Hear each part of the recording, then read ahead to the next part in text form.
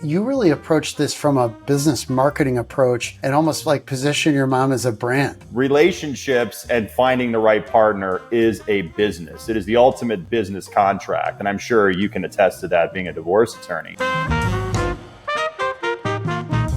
Hey, very special episode of the I Just Want This Done Divorce podcast. Raiford, Palmer, Rahul, Iyer, STG Divorce Law. Very special guest for the first time interviewing guests. We're excited to have Michael Banovac, the Millionaire date doctor, with us. And Rahul actually knows Michael, which is really cool. I'd like to find out more about Michael. Yeah, so hey everybody. So we are here with Michael Banovac, real estate developer at RMB Lux, author, social media influencer, luxury real estate, residential agent, millionaire date doctor. Anything I missed there, Mike? There's probably a litany of other things you could say, but that sounds pretty good on my end.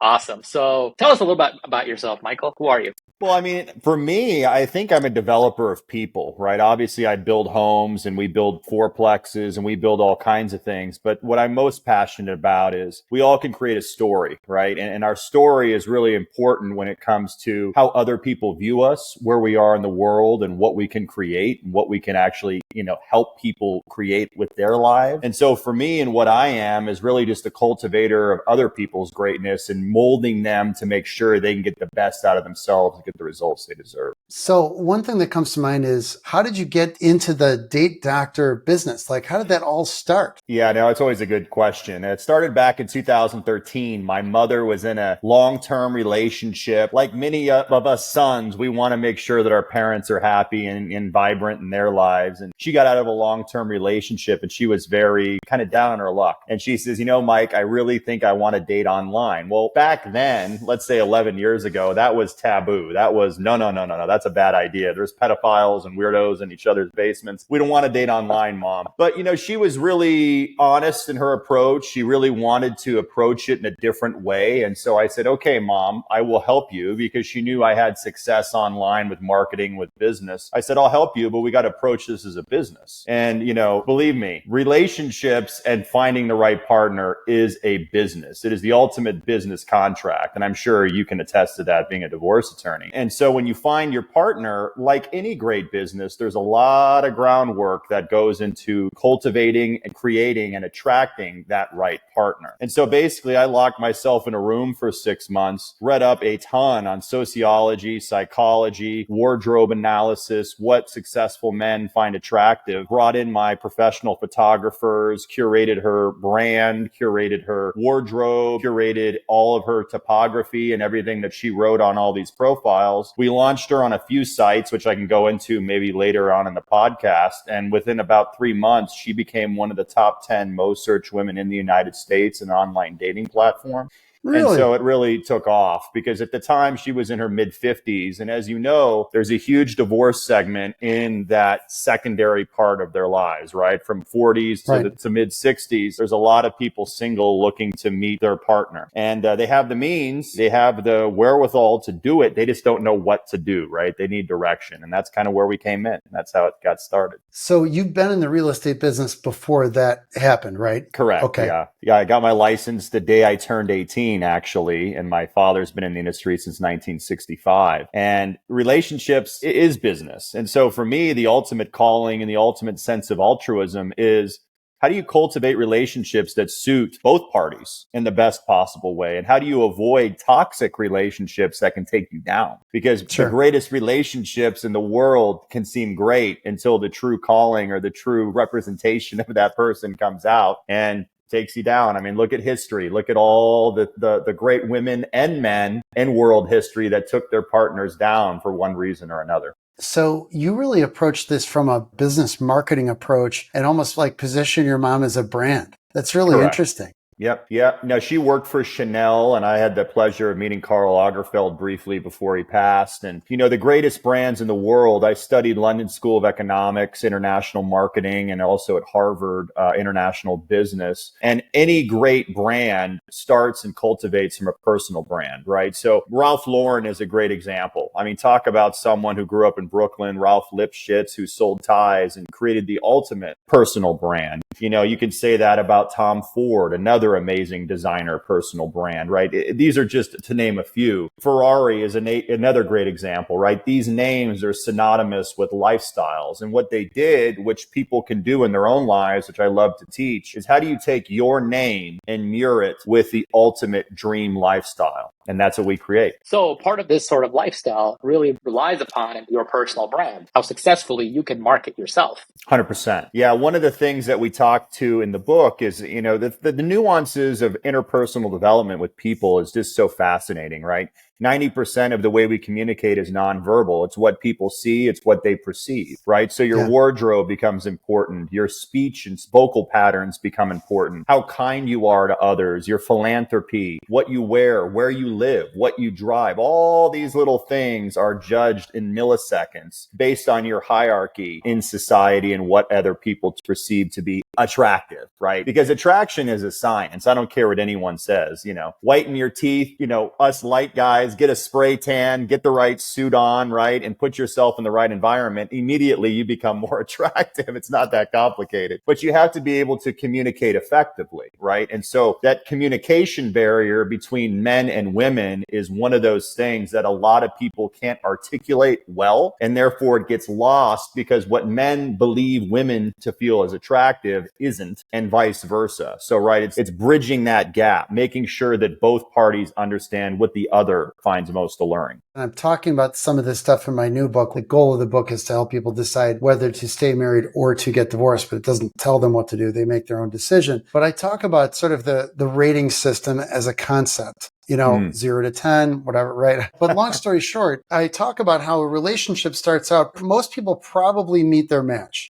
This is me talking theoretically anyway. You maybe have experience with this where sevens kind of run into sevens, eights and eights, or what have you, maybe within 1 or 2 points. And what I'm getting at here is the number rating for men is different than the number rating for women. It's just the way we see attractiveness in each other varies, right? 100%. And the other problem is, and this is a constant thread I get with all my clients and people I talk to. Let's say we're truly sevens or sixes and we portray ourselves as 9 or 10s. Men and women do this all the time. You get into a relationship, expectations are not met, communication isn't frequent, and basically that resentment starts to build and both parties look at one another and go, wait a second, you misrepresented yourself. You misrepresented your lifestyle. You misrepresented how beautiful you are, how much makeup you put on, how much income you bring in. All these things get lost in translation. And so that's the hard part of marriage and long-term committed relationships, is making sure you bridge that gap of communication and making sure like, hey, this is me. It's a heightened version of me. It's the best version of me. There are nuances and things that I'm not proud of, but at the same time, I'm sure as a woman or as a man, you have the same, and just reveal those in a cool way.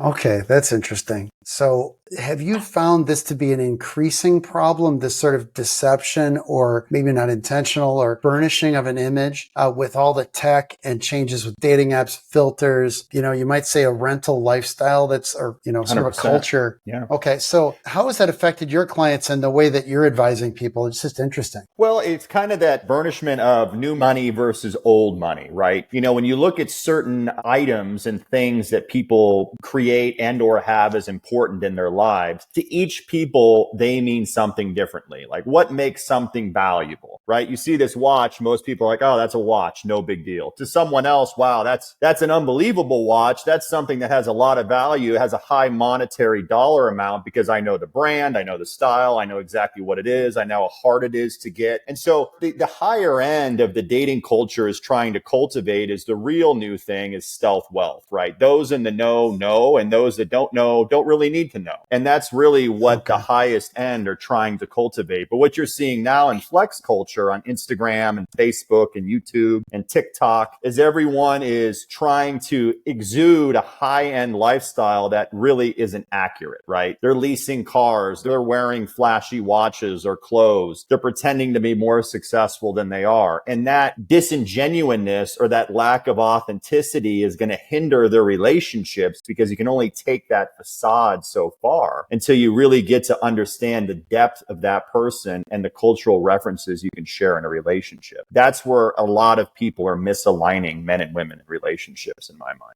So the foundation is built on like a house of cards. And eventually, as you start, building this relationship and the more weight you start putting on that house of cards, eventually it will collapse if it's not genuine, like you said. Well, 100%, because the real truth of capitalism in our society is men and women almost become status symbols and or trophies. And if you look at our little dynamic, right, you can always look at a man as he walks into a room, and the caliber and elegance of the woman that he carries in is the ultimate status symbol. Because if she's beautiful, she's well-spoken, she is a high earner and or very attractive to other men, immediately okay, that guy has something going on, or he wouldn't be able to attract, let alone keep that type of woman, right? And vice versa, right? When you're in a female construct, a lot of women amongst themselves wants to extol the success of the man that they connected with, right? Their husband, their boyfriend, their lover. Oh, he's successful. He's this. He's the vice president. He's this, because it gives them a sense of self-worth because they themselves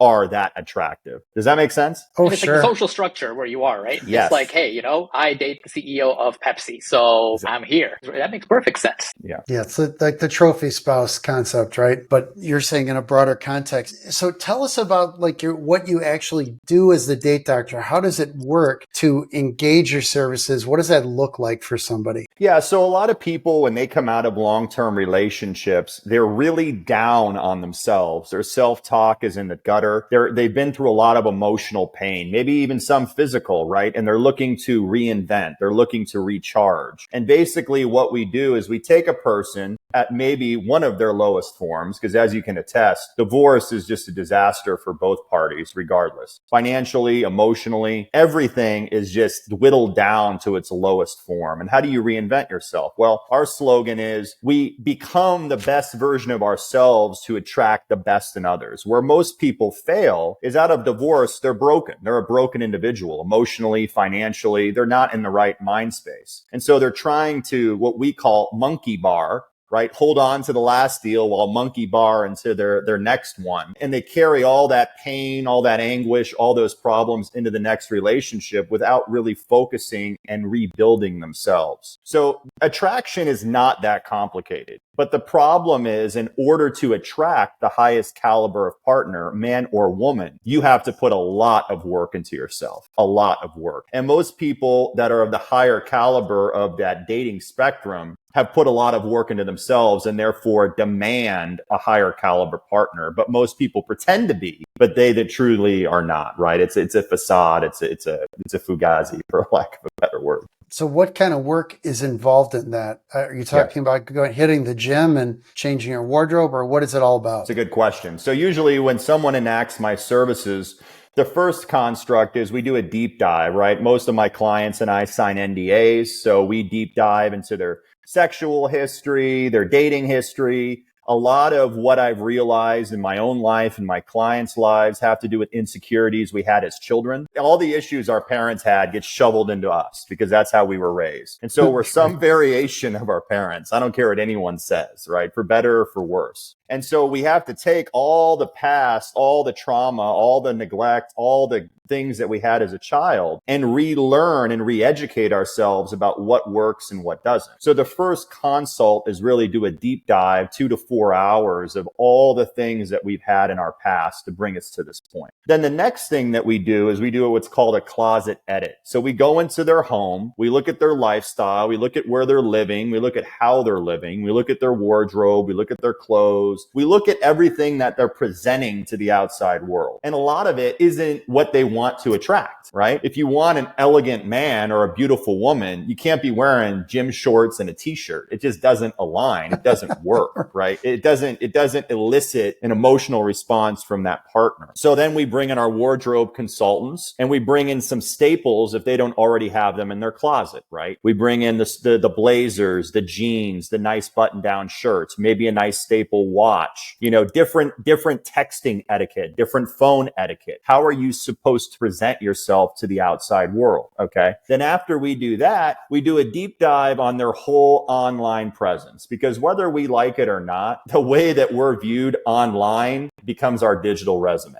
right? It's everyone Googles everyone now. Oh, I went out with this great guy. I went out with this great girl. Let's see what she does. And a lot of people, when you type them into Google, they've done nothing. That's the scary part about it. And what that does is that it dilutes their credibility in the relationship, because if there are a lot of backlinks, if there are a lot of periodicals or articles and or websites basically detailing that person's success or relaying everything that that person has told you and giving you credibility, right there, their stock continues to rise, right? So what we do is we do a back end approach where we're saying, how do we build you up to be the person that you are, so the other person reaffirms those things that you're showcasing to the outside world. And then last but not least, we get them on all these sites and we make sure that they have the tools necessary to deal with the dating world and making sure that they know how to deal with the hunt. I mean, that's basically what it is. We have a 90-hour online course and it teaches everyone from texting etiquette, dating etiquette,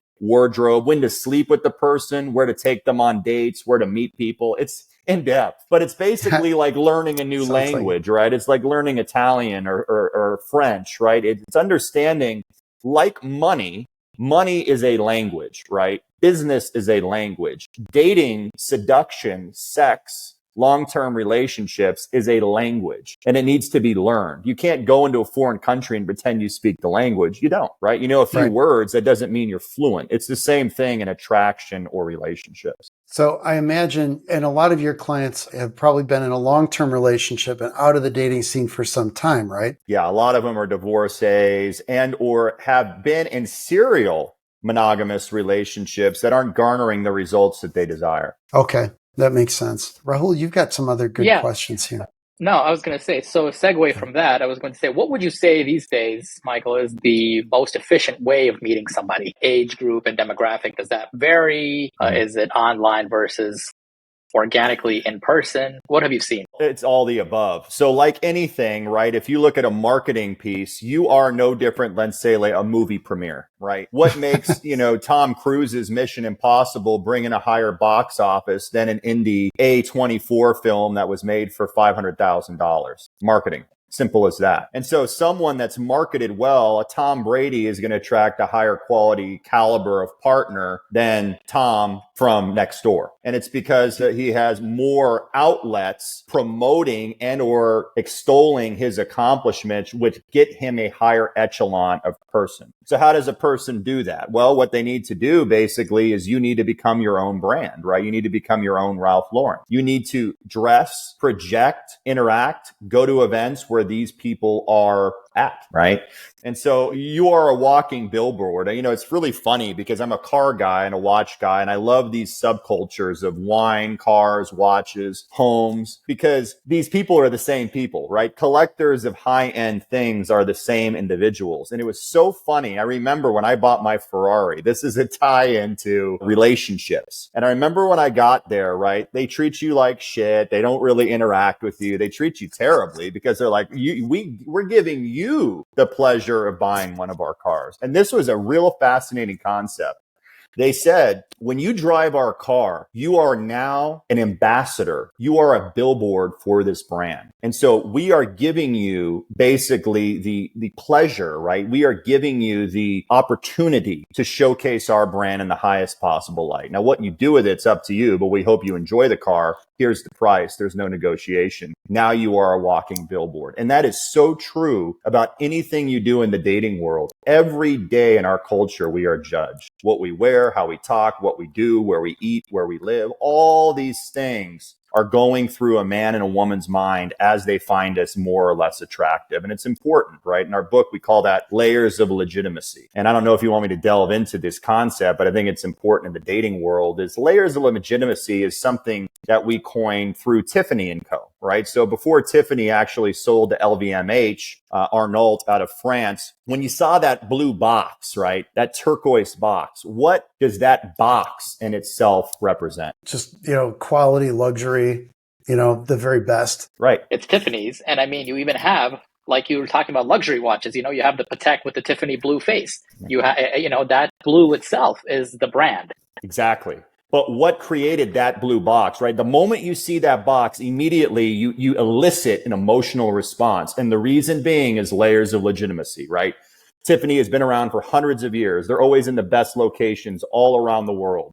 That they're synonymous with quality. Their jewel settings are high. It's expensive. It's rare. All these things subconsciously. So the moment you see that product in front of you, you're excited. And it's no different than a man or a woman.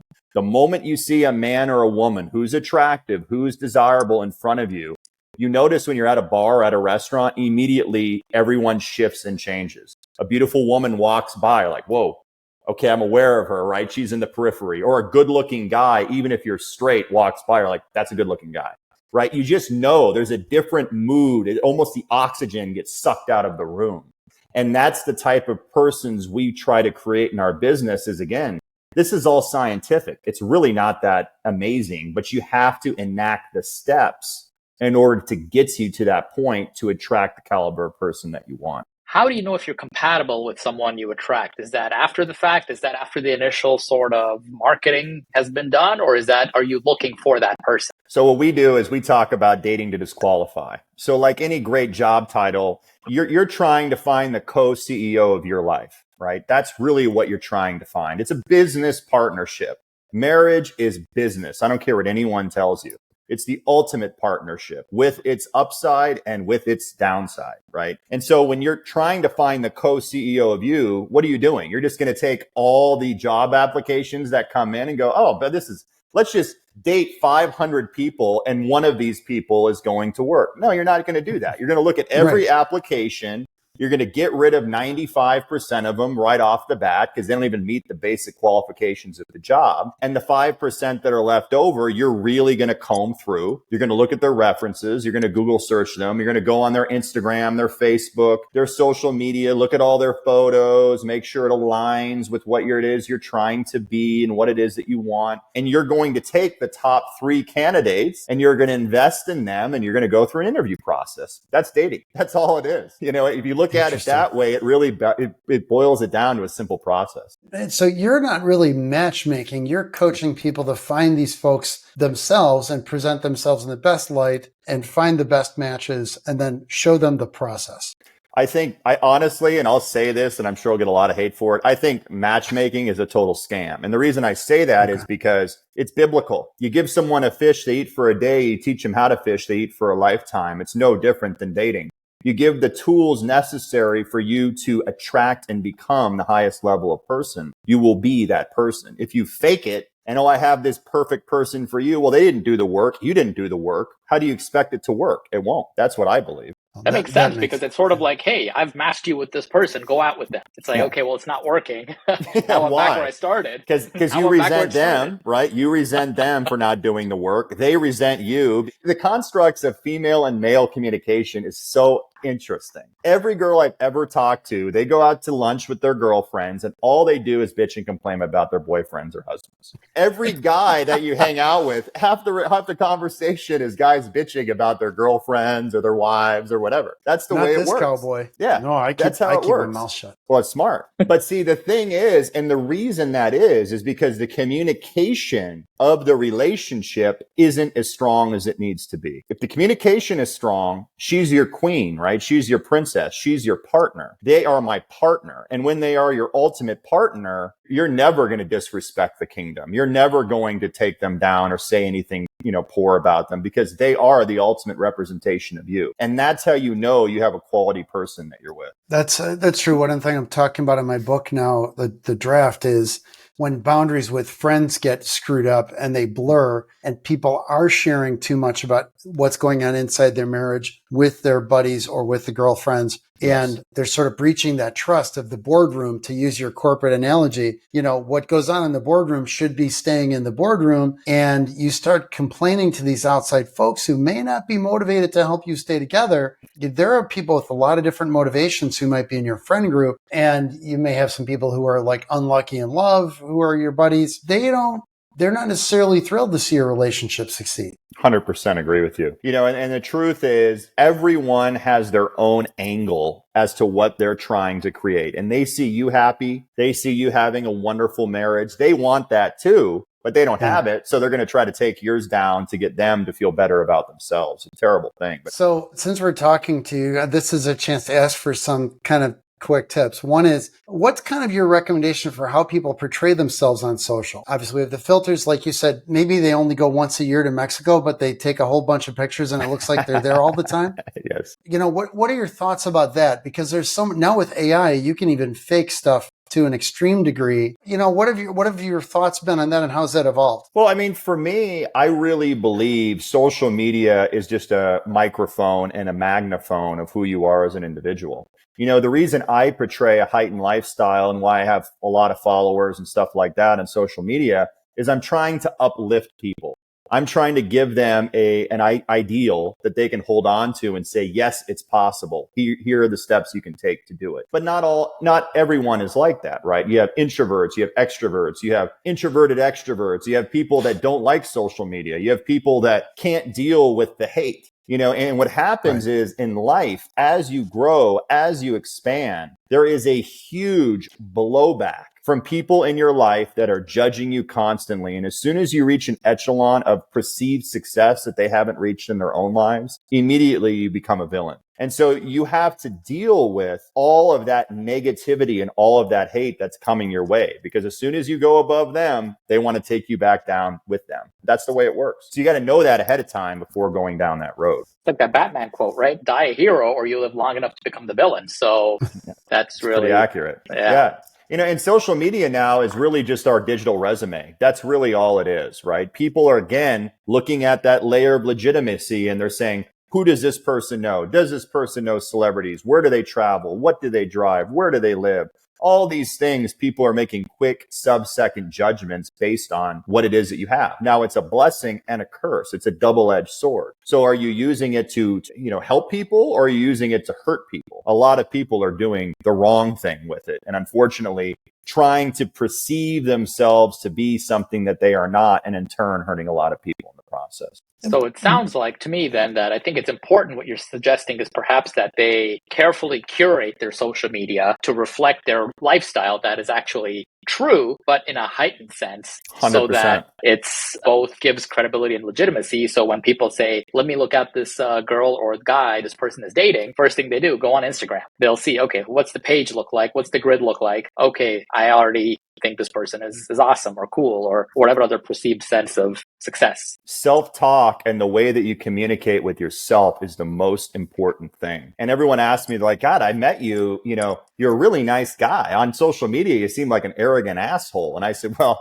that's because I'm showcasing highlights of my life, right? I'm showcasing the cars, the watches, the trips, the girls, the this, the boom, ba boom, ba boom. And to a lot of people, it's just so out of the realm of their lives that they can't understand it, right? They don't understand what it is that I'm trying to perceive. And I said, the reason I do what I do is obviously you're talking about it. Whether you like it or you don't like it, you're talking about who I am. And that name now gets disseminated. And so now once that name starts growing, people start talking about you. They know who you are, whether you like it or not, right? You go back to your high school or college graduation parties, like, I don't like that guy or I like that guy, and I know who he is. And that's the whole point of personal marketing. As you expand, as you grow, as your ability to curate and attract higher caliber people is going to be met with a lot of blowback, and a lot of people can't deal with it. And that's why they get small. I don't like social media. I don't like being online. I don't like people knowing my business. Well, hate to say it, you're not going to attract a high caliber of partner in this world, because if no one knows you, as Grant Cardone will say, he's a bipolar guy, they can't flow you. They can't, if they don't know you, they can't flow you. It's as simple as that. You have to be known, right? Best known beats best every single time. And that's the truth. It really is. Recent episode of the pod, we came across a stat that said women are only choosing 10% of male profiles on dating apps. The theory is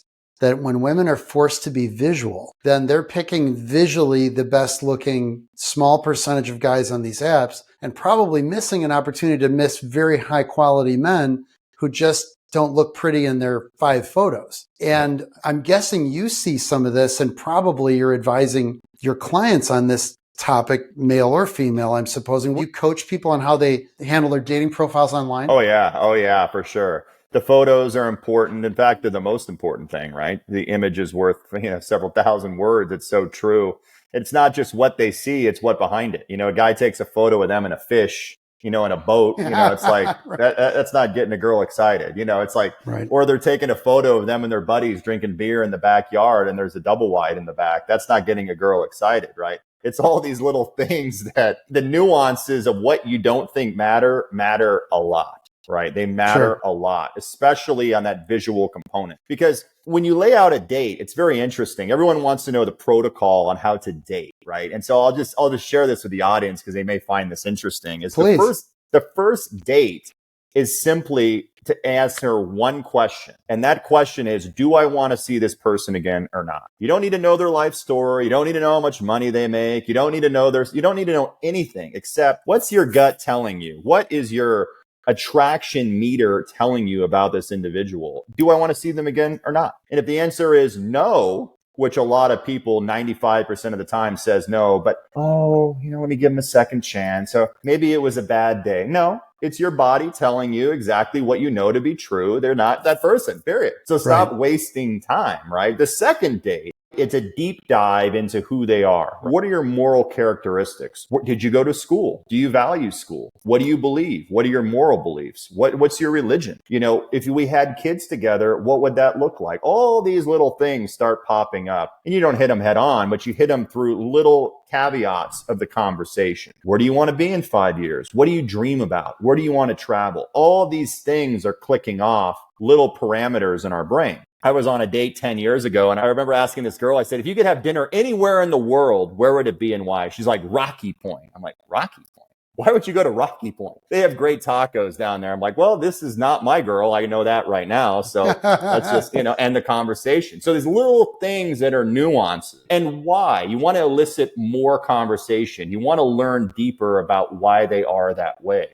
And that's why on date 2, you want to break or broach the touch barrier to actually make sure that there is attraction in the relationship. What happens is, guys get really aggressive after 2 dates, and or they try to be the gentleman and they don't do anything for 4 or 5 or 6. And she's wondering, when is this guy going to make the move? Like, you're not doing anything here. What is going on? Right. So you have to broach that touch subject, right? Touching a hand, touching a thigh, giving them a hug, kissing for the first time. All these things are really important. And so once you get into the third date, then at that point, you're going to know pretty quickly, do I want to be intimate with this person?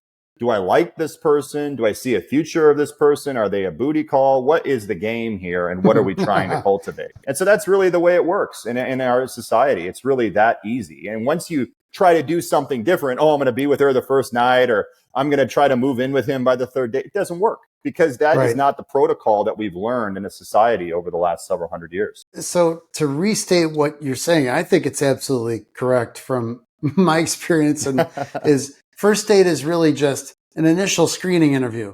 Are you worthy of my time period? So maybe that's coffee. Maybe it's early drinks. It doesn't have to be any big program, right? Nope. Should be midweek happy hour with a false time constraint. I love it. Okay. No, I think that's great. Like, I've got to run, and that gives you an exit plan. That's super. You're not trapped. And then date number 2 is much more in depth. That's a value matching thing, like a real detailed interview for a job. It's a nice dinner, right? It's a nice dinner. The night makes us look better in bad lighting, so we both look good, right? We're dressed up. We're looking good. You don't have to go to an expensive meal. Women do not like that. Every guy that asks a girl to a $400 meal right out of the gate is a red flag guy. Do not go down that road, because women don't need to know you can buy them lobster and steak. They don't care about that. They care about trust. They care about companionship. They care about, does this person align with what it is I'm trying to create in my life? And so the finances are going to come into play later. Don't kid yourself. But again, it's those layers of legitimacy that reaffirm who you are as an individual, or you lose all faith and all stock immediately by day 2 or 3. That happens all the time. And I'm sure you're running into far more professional women, entrepreneurs, business owners, who the financial, while they want somebody who might be somewhere on par with them, or at least understanding their values, they don't need the guy's money. They want to find the right match for them, but they may be financially secure, but need your advice in finding the right person. 100%. And usually the way it works with both men and women is the old ideal of equal or more. Everyone wants something. I don't want anyone that's really rich. I just want them equal or more. Well, when you're worth $3 or $4 or $5 million or more, that dating pool really starts to shrink a lot. Yeah. Right. And so that's where it gets complicated, is when you create a successful life for yourself and your family, and that relationship deteriorates and you have to recreate yourself. Finding someone exactly in that space and time becomes really, really complicated. You're so right about finding your sort of business partner, and that it is challenging, especially at this level. The statistics are really interesting, and reading articles and seeing social media stuff from experts saying one of the real problems with social media and media content is people's perceptions of success and the availability of successful people are hugely skewed. For example, there was a guy interviewing a bunch of college girls and saying, if you get married, how much money does he have to make? And these girls are saying, $1 million a year, $500,000 a year. Yeah. After they collected all these answers, the person pointed out at the video, he said, look at the research. There are this very small percentage of men in the United States that earn those kind of dollars. And so there's an immense group of people who have these very unrealistic expectations. And I think that's challenging. And, kids these days are being raised on this steady diet of social media, and then young people and people looking to get married, where they're looking at somebody's filtered best life, quote unquote, best life. And like you said, it might be a rented best life for all we know, or somebody else's boat. Usually is. I don't like investing in boats. Yeah. It's always better to have a friend with a boat than to own a boat. Yeah, for sure. So I'm guessing that's a big challenge too, is to some extent bringing people to understanding their own reality and, what might be compatible for them. Validation. The reason social media took off is it's no different than heroin or cocaine. They're looking for that high. They're looking for that dopamine pop, right? When you get a like or a comment, you're like, I feel good about myself. When you post something and no one comments, you're like, oh my goodness, this is terrible. So it's that idea of you want constant validation, but the real truth, and I teach my clients this all the time, is what do you tell yourself before you go to bed and when you wake up in the morning? When no one's watching, the silences of your own mind. And the commonalities, which are really interesting, is hyper successful people are always their biggest cheerleader and their biggest critic. They think they're the best, and at the same time, they think they're the worst, and they're never satisfied. Well, relationships, you have to be satisfied, because if this is your life partner, you better make sure that what you're growing together is parallel, right? You better make sure that road is going down the same path. And if it's divergent, even for a moment, you better talk about it with your partner and go, hey, we're kind of going in different directions here. How do we get back on course? Or should we? Yeah, maybe It's time to just go separate ways.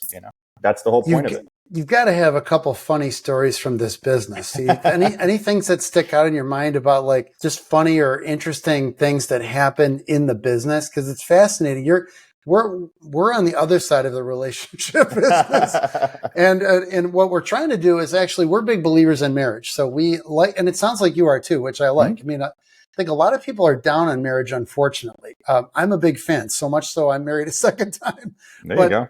I am not, I think a lot of people do like and would prefer to be married with the right person and have a good relationship. And we always say a good marriage is better than a good divorce any day of the week. And so we're always encouraging those healthy relationships. And what I like is you are too. You are 100%. You're not telling people to date somebody out of their league or something that's going to be fake. You're not saying dress it up to the point where you're going to, fool somebody into marrying you or whatever. You're delivering a real message of honesty that I think is very, very tremendously valuable to your own customers, who might be otherwise encouraged to maybe overdo it. No, and that's the truth. The self-talk component is so imperative. I mean, when I wake up in the morning and I hear clients or I hear myself or I hear people, it's like I grew up as the smart kid, the fat kid, the popular kid. I grew up with money. All these constructs that we tell ourselves, it really hinders our ability to look at ourselves honestly. And it's funny because when people talk negatively about themselves, Bruce Lee had a funny comment. He says, you cannot say anything negative about yourself because the moment you do, it casts a spell, right? That's why it's called spelling. It casts a spell. Your brain doesn't know how to constitute self-deprecation versus reality. And I thought, that is very, very interesting, because the moment we put ourselves down, it opens it up for other people to do the same. And the real truth about the human psyche is we need constant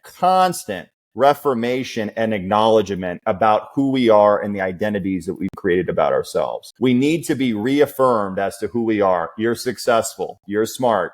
You're kind. You're a great guy. You're a great husband. You're handsome. All these things we need to hear all the time. We need that validation. And the moment we don't get it, that's why social media has gone crazy, is because that's where they crave it. I have more followers. I have more comments. I have more people buying my book, whatever that is. That gives us that validation to show the outside world, I'm not fake. What I have created is real. And the truth is, half the people that are the most successful believe themselves to be inauthentic and or not achieving at their highest level. That's the craziest part. I have young people that call me all the time and they go, how did you become so successful? I said, guys, I don't even think I've even scratched the surface of success. I don't even feel that way at all. And the irony is the viewpoint of the other person and what they perceive to be success. Right. That's what's really interesting. I think the highest performers probably always have some imposter syndrome. Like you said, it's the best champion, worst critic. That's certainly true for me. And my wife is also my law partner. We're very hard on ourselves, and nobody can be harder on me than me. That's always been the case. And I think that's true for high performing people in general, which is probably one reason why they do perform, is they're kicking themselves in the rear end all the time. It's not all bad, but it's very motivational. So, one thing I also have found, I think what rings true what you said, is that self-validation, the self-talk thing. Sometimes a client will say to me, how can he get up in the morning and think the way he does, do what he's done, etc. And I say, we all have a construct in our minds, a rationalization of our world. And I said, when he gets up in the morning, looks in the mirror, he's justifying the divorce to himself in his worldview, his model that he's created in his mind, partially factual, partially fiction, or in some percentage. Everybody has to get up in the morning, even a person we all think is a bad guy. They get up in the morning and they look in the mirror and say, I'm a good person, and this is why I'm doing things the way I do. Hey, Benjamin Franklin had a great quote. He said, the truth really is the third person. One person thinks they're telling the truth, the other person's lying, and the third person is a variation of what's in between. It's the same thing. I mean, we all think we're right, but in reality, based on the optics of the relationship or the deal, we could be completely wrong. And that's what's so fascinating about the human issue. What's funny is like the constitutes of the rationale of what women and men believe to be true. That's what's so fascinating. And there's a huge disconnect, right, on what men and women believe. Like I talk to a lot of women that are clients, that are friends, whatever. And they really believe, a lot of them, and I'm not saying all women, again, but many believe if they're attractive, they're good looking, and they have their life together, and I say that loosely, they are entitled to someone to take care of them and to live a great life. That's really what they believe. Are they wrong? Are they right? We'll let society decide. Men, I've made a lot of money. I can attract any woman I want. Well, as we know, business success doesn't always translate into personal success. In fact, it rarely does. So again, it's these ideals that these people naively believe to be true, and in reality are completely wrong when it comes to ways of the heart and relationships. So you wrote a book, How to Be Irresistible to Men. Tell us a little about that. Well, the book talks about, came out in late 2017, and it really was an ode to my mom and all the women looking to reinvent themselves. But ironically, 40% of our readership is men because they want to know how women think too. So it's a book, basically, if you were to look at yourself in the mirror, naked, strip down everything in your life, and you had to recreate yourself, how do you do it? A lot of people don't have the means or the financial wherewithal to take my time on one-on-one, so they can buy a $19 book or a $9 Audible, and they could do it themselves. And that was kind of the auspices of the book, was how do you recreate yourself? It's really simple. Like attracts like. You want someone rich, you better be rich. You want someone attractive, you better be attractive. You want someone in shape, you better be in shape. That's really the basics. And so what we do is we do step by step by step exactly how men perceive women and why they perceive it. So they really get a baseline of, oh, when a guy says that, they really mean this. What do? Now, what do you think they're asking you when they ask that question? How successful are you? Yeah. So what they're asking is, why should I know you? It's not, I'm an accountant, I'm a lawyer, I'm a real estate agent. No one really cares. What they're really wanting to know is, why should I take my time and invest it into you? What makes you interesting? And as soon as you have a response to that, that elicits a conversation or elicits a more integrated response that's exciting, immediately you can tell people perk up. They're like, whoa, this person is doing something. I want to get to know them better. And that's the beginning phase of making sure that you have your story in alignment. I'll give an acronym to the audience that I think is helpful too. It's called SCC, not Scottsdale Community College, Rahul. I don't know if you ever went there. But SCC stands for story, right? The most important thing is that first S. We ourselves are stories. What do we tell the outside world? What's our 15 to 20 second elevator pitch, right? What makes us exciting? What makes us successful? What makes us alluring? The second thing, that C, is when we meet someone for the first time, we need to establish commonality. Oh, you like basketball? I like basketball. You like watches? I like watches. You like wine? I like wine. You like going to Italy? I like going to Italy. Immediately, you need to have some glue that holds that relationship together. Because if you don't have that, that interaction passes and boom, it's gone forever. And the last thing, which is kind of a negative connotation, but it's the truth. It's the difference between, having a relationship and converting it into a long-term spouse, or having a business partnership and creating a big business out of it, is conversion. And that conversion basically means, how do we both win? By us coming together and talking to one another and learning about one another, how are we both winning in this relationship? If you do all three of those things, everything in your life is going to become a lot better. That I can guarantee you. That's cool. So one question is, you have the 90-hour program. Is that an online course that you have available? Yeah. Okay. Correct. And what does that cost somebody to pay for the course? Yeah, the online course is $2,997. And that's basically your DIY package. You get a copy of the book, you get all the online modules, and you can do it yourself. Right. And a lot of people, it's overwhelming. And that's why a lot of people like one-on-one coaching. Sure. And for our clients that prefer doing that, it's not necessarily about the money, right? If you get a divorce and you have a big settlement, or you're a successful individual, sure, you don't care about the money, you care about the results. Right. And so that's why most people usually opt for one-on-one services. And those, similar to a lawyer, right? We do retainer-based services. So usually they put $5,000 on a retainer, and most of it costs anywhere from $5,000 to $15,000, no more. I've never charged anyone more than $15,000. And then you're doing all those personalized services, bringing in those additional professionals and doing all that. Well, that sounds awesome. That's a really interesting business. So tell us a little bit about first of all, I wanted to talk a little bit about your real estate business. So are you doing commercial and residential work? And where is that located? Yeah, so we do a lot of stuff in Arizona. We've done a lot of residential. I'd say 95% of our stuff is residential. We did a lot of fix and flips from 2010 to 2014. We did 167 fix and flips. So it was a lot of turn. And then I acquired a lot of rental properties personally. But what we do now is we actually build homes for individuals, and we build smaller communities. So we've done subdivisions, 8-home subdivisions. We just finished a 4-plex right now. And another thing that I'm passionate about is, I think, not only reinventing yourself in the relationship space, but teaching strong financial acumen, right? There's a lot of people that want a great lifestyle, but like anything, you have to understand the language of money. Everyone wants to live opulently. They want the nice lifestyle, the trips, the cars, the watches, the wine, all that stuff.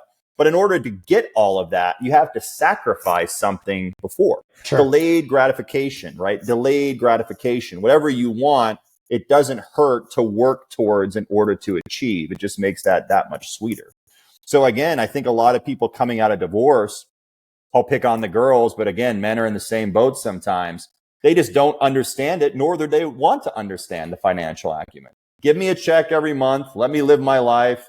Don't educate me on how to invest my money. I don't want anyone to deal with my money. I'm going to do this on my own. Well, they wake up a decade later and they go, why am I broke? Why am I out of money? Well, you didn't learn the language that you needed to learn to sustain your lifestyle for the rest of your life. And that's the truth of it. Yeah. I heard a great quote yesterday that extreme wealth is in the same bedroom as extreme failure. And so you really have to understand that your risk tolerance is, what is it that you're trying to achieve? Taking Dave Ramsey, for example, and you abide by Dave Ramsey's techniques, which if your goal is to go from 0 to, let's say, a $2 million net worth, he can get you there. Follow exactly what he's teaching you. He can get you to that threshold. But if you're past, let's say, the $2 million net worth threshold and you want to get to 10, 50, 100 million, that's a whole different game plan that requires a lot more risk tolerance. And I hate to say it, market timing and luck, because luck, whether we like it or not, plays a big role in our success as human beings. And that's what Malcolm Gladwell highlighted, right, in the Outliers book. Not only do you have to do everything you suggested, but like you said, you need luck and timing. Sometimes people are just born or just do things at the right time when it's booming. And sometimes you might be a latecomer and won't do anything, or you're too early to the party. So I think that's very important. So, Michael, how can people find you online and contact you if they need to? Well, the easiest way to do it is probably through Instagram at Michael Banovac or at Millionaire Date Doc. On Instagram, they can go on Facebook. You can go on our website, millionairedatedoctor.com. But just shoot me a message, DM me, email me. My email is mbanovac@hotmail.com. And happy to help. I mean, again, I did this not to make money. I did this for a sense of altruism. I really enjoy seeing people succeed, and it's great. It's cool. I love that. And I love the book too. And so the book is How to Be Irresistible to Men: The Truth Behind Sex, Style, and Seduction. That's on Amazon. Got great reviews. Very good. Well, thank you so much for being on the show. We really appreciate your time. Thank you, guys. Appreciate it. Yeah, thank you, Michael. The pleasure's all ours. And have a good one. Thank you very much, Michael. Thank you. You guys take care. You take care. Thanks. Bye-bye. Bye-bye.